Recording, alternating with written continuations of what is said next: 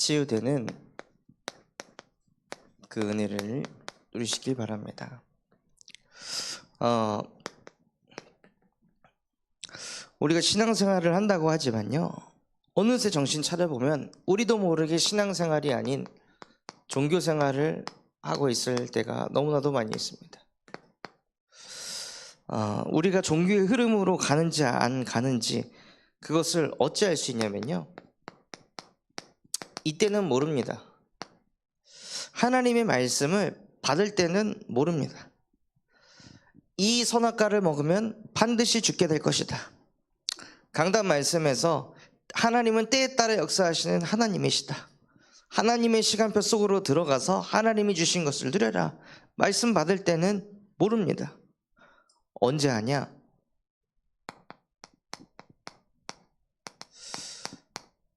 우리에게 선택의 순간이 왔을 때 내가 종교 생활을 하는지 신앙 생활을 하는지 알 수가 있습니다.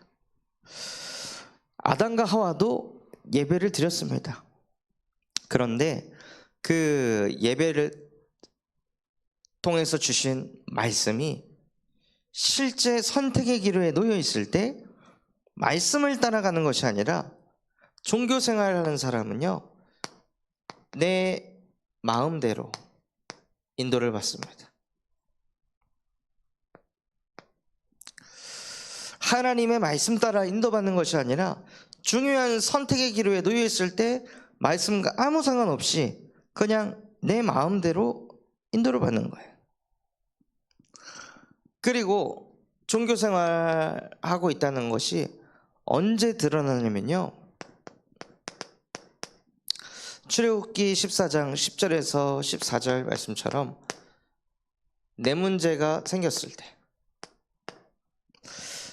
이스라엘 백성들이 유월절 어린 양의 피를 바르고 출애굽에서 나오고 바람 기둥, 불 기둥이 자기들을 지키고 인도할 때는 몰랐습니다.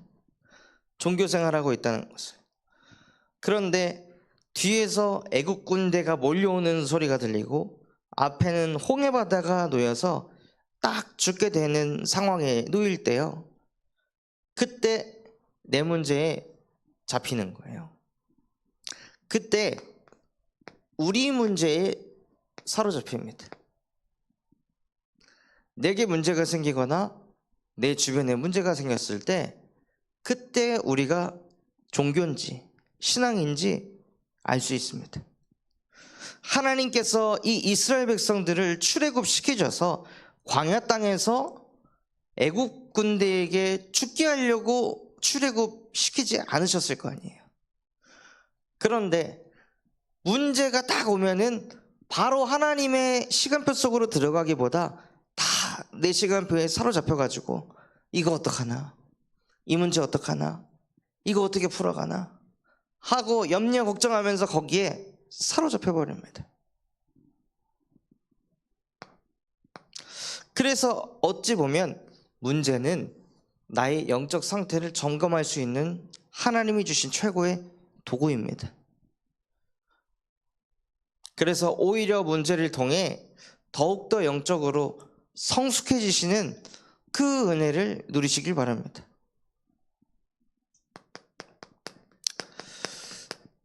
또 종교생활 하는지 언제 알게 되냐면요,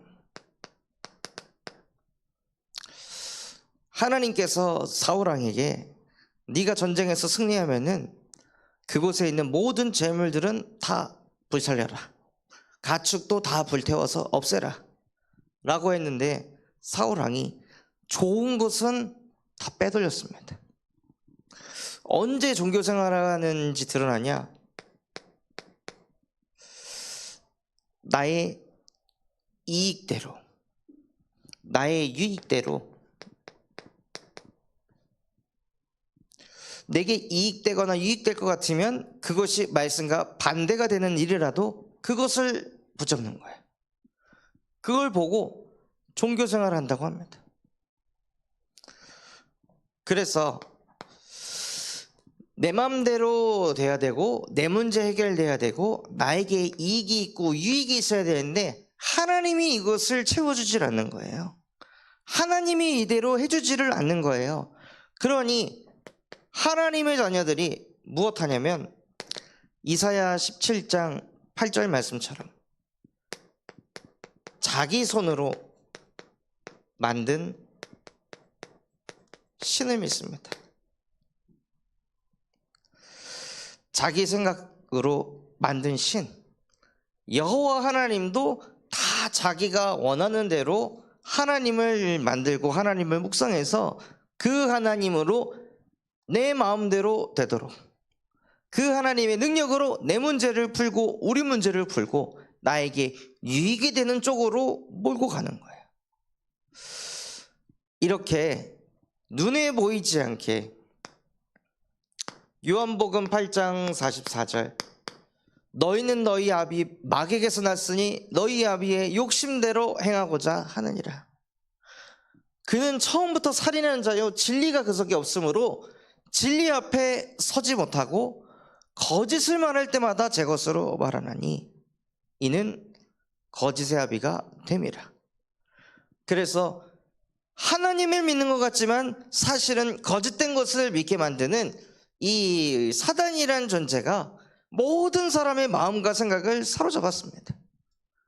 그래서 요한계시록 12장 9절에는 천하를 꿰는 자라, 천하를 꿰서 에베소서 2장 3절에는 육체와 마음이 원하는 대로 하는 본질상 진노의 자녀로 살아가도록 만듭니다.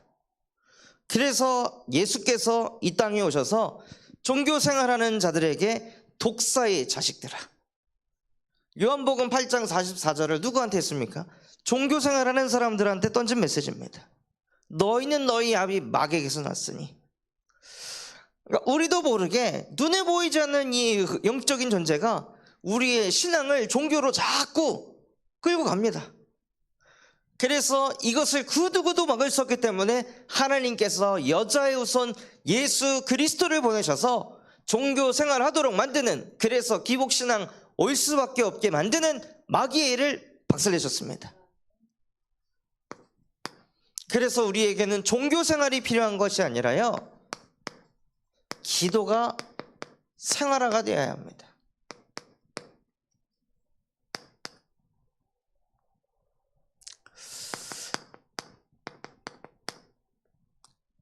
사무엘이 뭐라고 이야기했냐면 사무엘상 12장 23절에 나는 너희를 위하여 기도를 쉬는 죄를 범하지 아니하리라. 그렇게 하나님과 소통됐던 사무엘이라는 목사님이 무슨 메시지를 했냐면 기도를 쉬는 게 죄라고 했습니다. 즉 기도를 쉬는 그 순간 우리도 모르게 흑암에게 사로잡혀갖고 종교생활로 그냥 끌려가는 거예요. 종교생활하고 싶은 신앙인이 세상 천지에 어디 있겠습니까? 자기도 모르게 기도를 쉬는 그 순간 흑암에게 사로잡혀가지고 나의 영이 진리 대신 복음이 아니라 내 유익, 내 문제, 또 내 마음대로 우리도 모르게 끌려가는 거예요. 그래서 하나님의 말씀에 뭐라 하셨냐? 너희는 기도를 쉬는 죄를 범하지 말아라.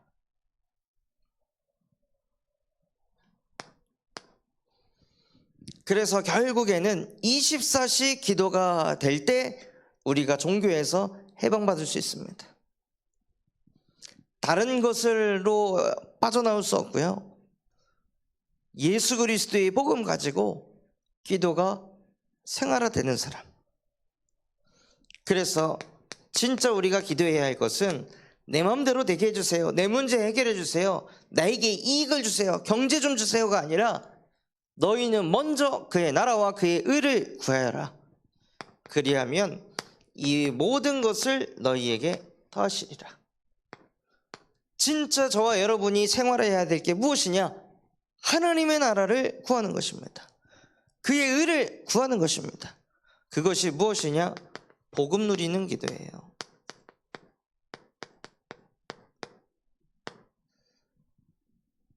문제를 가지고 기도하기보다 복음 누리는 기도를 쉬지 않고 하시기 바랍니다. 복음 아니고서는 사단을 막을 길이 없습니다. 내 문제 해결돼도 사단을 못 이깁니다. 아무리 내게 위익이 있어도 사단을 못 이깁니다. 내 마음대로 아무리 돼도 사단의 손아귀에서 빠져나올 수가 없습니다. 지옥 배경을 막을 수가 없습니다.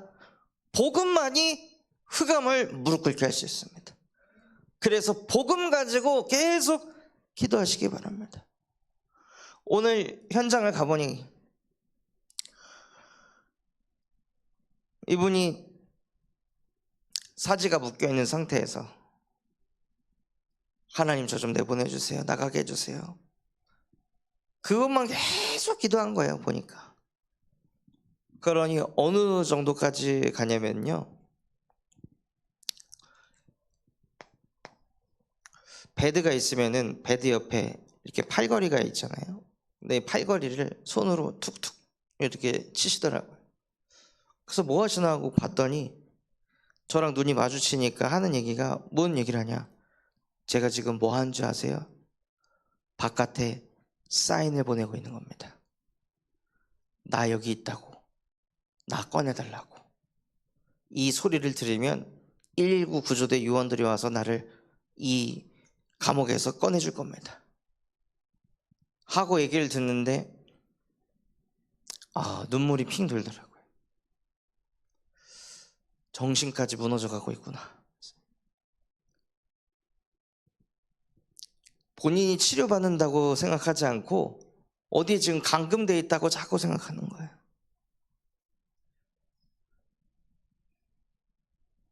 그러니까 그 안에서 복음 누리는 기도 속으로 들어가지 않고 계속 나는 갇혀 있어, 나는 잡혀 있어, 이 생각에 사로잡혀 있으니까 정신이 점점 돌아가더라고요.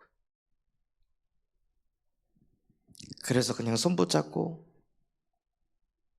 하늘 가지고 기도하고, 그 옆에 있는 사람은 거의 반쯤 이미 돌아있더라고요. 계속 소리 지르고 꺼내달라고, 빨리 119에 좀 전화 좀 해달라고. 그렇게 몸이 아파서 누워있는데 이때 무엇으로 살릴 수 있겠습니까? 복음 말고는 그 마음과 생각을 지킬 수 있는 길이 없는 거예요. 그래서 진짜 우리가 24 해야 할 것이 무엇이냐? 복음입니다. 오직 복음하는 그 사람이 모든 것이 힘을 얻고 살아납니다. 그리고 방향이 있어야 되기 때문에 강단을 가지고 기도 속으로 들어갈 때 하나님께서 그 말씀대로 우리를 인도해 가십니다. 그래서 진짜 기도가 생활화가 되어져서 저와 여러분의 인생이 종교생활이 아닌 신앙생활이 되어지시는 그 은혜를 누리시기 바랍니다. 오늘 예수님께서 신앙생활이 무엇인지 가르쳐 주셨습니다. 누가복음 9장 1절에 보면 예수께서 12제자를 불러 모으사 모든 귀신을 제어하며 병을 고치는 능력과 권위를 주시고, 또 하나님의 나라를 전파하여 앓는 자를 고치게 하려고 보내시며, 그래서 저와 여러분의 신앙생활은 무엇이냐면 하나님이 주신 것으로 사는 삶입니다. 하나님께서 저와 여러분에게 무엇을 주셨습니까? 귀신을 내어 쫓고 제어할 수 있고 병을 고칠 수 있는 능력과 권위를 주시고 하나님의 나라를 전파하기만 했는데 앓는 자가 치유가 되는 역사가 일어난다고 되어 있습니다. 어마어마한 것입니다. 그 주신 것으로 사는 삶, 그게 신앙생활인 거예요. 이것만 제대로 누릴 줄 알아도 그 사람은 반드시 승리하고 성공하게 되어 있습니다. 그리고 하나님께서는 뭐라고 말씀하셨냐면요, 3절에 이르시되 여행을 위하여 아무것도 가지지 말라. 지팡이나 배낭이나 양식이나 돈이나 두보롯을 가지지 말며 전도 여행을 할 때 이게 있어야 될까 저게 있어야 될까 막 이거저거 준비하고 현장을 인도받는 것이 아니라 우리의 인생의 그 여정을 많은 것들을 준비해서 그 인생의 여정을 걸어가는 것이 아니라 아무것도 준비하지 않아도 된다고 말씀하셨습니다. 그 뜻은요, 아무것도 필요 없다 이 말이 아닙니다. 즉 모든 것이 준비되어 있다는 것입니다. 우리가 뭔가를 준비해서 풀어가는 것이 아니라 하나님이 준비해 놓으신 것을 찾고 그것을 누리면서 사는 것이 신앙생활입니다. 없으면 없는 대로 그냥 가는 거예요. 필요 없기 때문에 그거 없어도 하나님이 나와 함께 하시기 때문에 아무 상관없다는 거예요. 하나님께서는 저를 저희 부모님 가정에 태어나게 하셔서 모든 것을 준비하셨더라고요. 무엇을 준비하셨냐? 아버지가 목회가 부흥도 안 되고 경제도 없고 그렇다고 엘리트적인 머리를 가지고 있는 것이 아닌데 제가 아버지를 보면서 하나님이 준비해 놓은 것을 발견한 것이 있습니다. 그것이 무엇이냐? 아, 우리 아버지는 복음을 정말 사랑하는 사람이구나. 그게 어느 날 보이더라고요. 아, 누구보다도 순수하게 복음만 사랑하는 사람이구나. 복음이 너무 좋은 사람이구나. 복음으로만 살고 싶은 사람이구나. 응답으로 열매로 사는 게 아니라 복음으로, 예수 그리스도의 복음으로 살고 싶은 사람. 그게 어느 날 보여지더라고요. 그래서 하나님이 우리 가정이 준비하신 게 오직의 복음을 준비하셨구나. 그래서 그게 제 안에 들어오게 하셔서 영적으로 복음 아닌 것들을 분별할 수 있는 분별력을 제게 주셔서 너무 감사하더라고요. 그래서 하나님께서는 저와 여러분에게 없는 것만 자꾸 쳐다보는 것이 아니라 하나님이 영세전에 창세전에 우리 가정에 숨겨놓은 거, 우리 부모님에게 숨겨놓은 거, 하나님이 우리 부모님을 통해 주시고자 하는 그 숨겨놓은 것을 찾는 것이 신앙생활입니다. 자녀에게 하나님이 숨겨놓으신 것을 찾아내는 것이 신앙생활입니다. 자꾸 얘는 이게 부족하네, 저게 부족하네, 얘는 이게 하는데 이것만 잘 되면 좋을 텐데. 그러면 하나님이 다 주셨겠죠. 그런데 하나님이 다른 사람에게는 주지 않고 그 사람에게만 주신 것, 그거 하나만 찾아도요 안 되는 99가지를 다 덮을 수 있습니다. 그래서 정말로 이 하나님이 주신 모든 것을 누리시는 신앙생활이 회복되시길 바랍니다. 그리고 그것 가지고 무엇하라고 하냐면요, 너희는 어느 집에 가거든 거기에 머물다가 거기서 떠나라. 하나님이 준비하신 모든 것을 가지고 제자 삼으라 하십니다.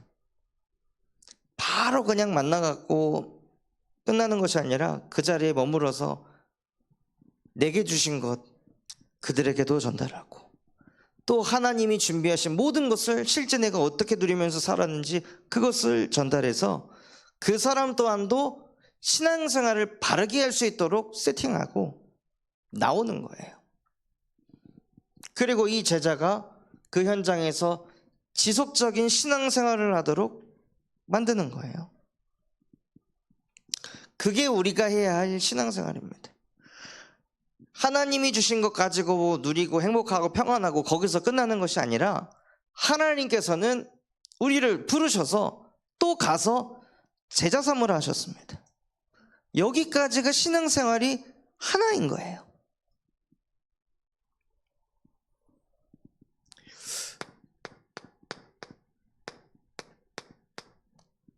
그리고 어떤 현장은 가서 복음을 전하는데 너희를 영접하지 아니하거든 너희는 발에서 먼지를 떨어버려 그들에게 증거를 삼으라 하셨으니. 때로는 복음을 전했는데 복음을 받지 않은 무리들 만나기도 합니다. 무리 잡고 계속 그것을 설득하고 하는 것이 아니라 발에서 털어버리고 옮기라 하셨습니다.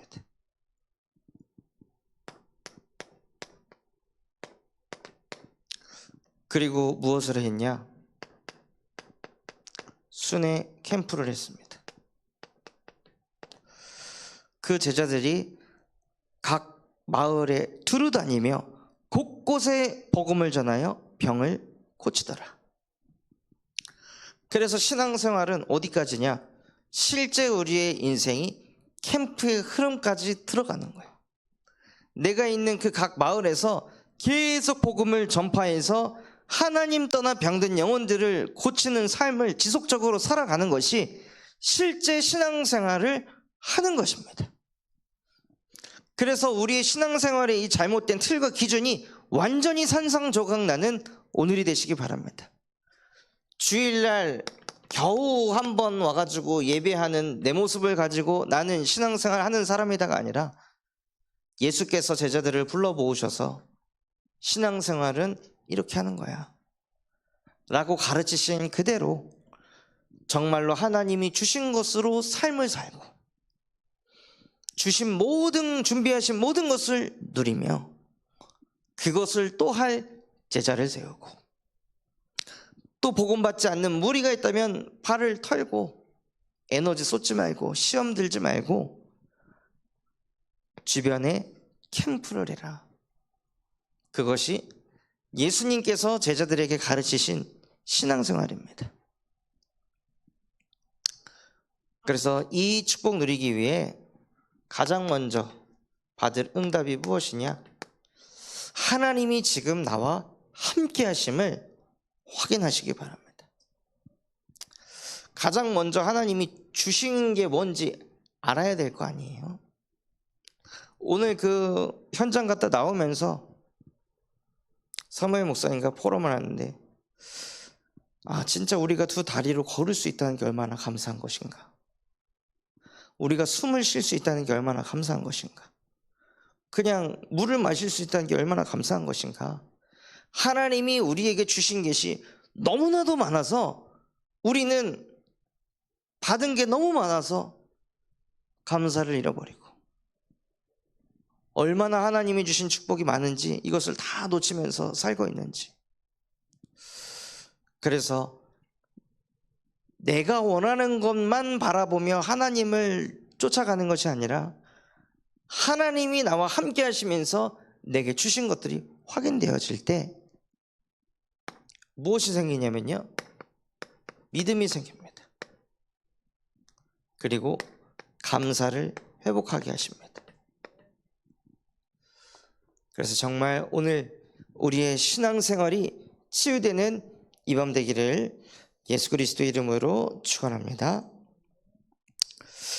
하나님 아버지 감사합니다. 오늘 우리에게 말씀 주신 그대로 정말로 우리의 신앙생활이 치유되는 이 밤이 되게 하여 주시옵소서. 그저 주일날 한 번 와서 예배하는 것이 신앙생활이 아닌 우리에게 주신 모든 것, 귀신을 제어하고 병든 자를 고치며 하나님 나라를 전파하여 앓는 자를 살려내는 하나님이 주신 그 삶을 살아가는 인생이 되게 하여 주시옵소서. 그래서 정말 내게 주신 그 모든 것들이 보여지고 발견되게 하여 주시옵시고 그것 발견하지 못한 영혼들에게 그 하나님이 주신 것을 찾게 도와 그 사람을 제자 삼게 하시고 그 제자가 그 지역에서 똑같이 전도운동을 일으키는 그 일에 쓰임받을 수 있도록 우리의 신앙생활이 치유되게 하여 주시옵소서. 그래서 정말 하나님께서 제자들을 부르셔서 각 마을을 순회하며 캠프하게 하셨듯이 정말로 우리의 신앙생활의 끝이 캠프 인생 되어질 수 있도록 축복하여 주시옵소서. 그래서 매일 하나님이 나와 함께 하시는 것 확인하게 하시고 그것을 바라보며 믿음이 성장하고 감사가 회복돼서 그 속에서 나오는 힘으로 호남세계 후대복음화하는 인생 되게 하옵소서. 지금도 살아서 우리와 함께 하시는 예수 그리스도의 이름으로 기도합니다. 아멘.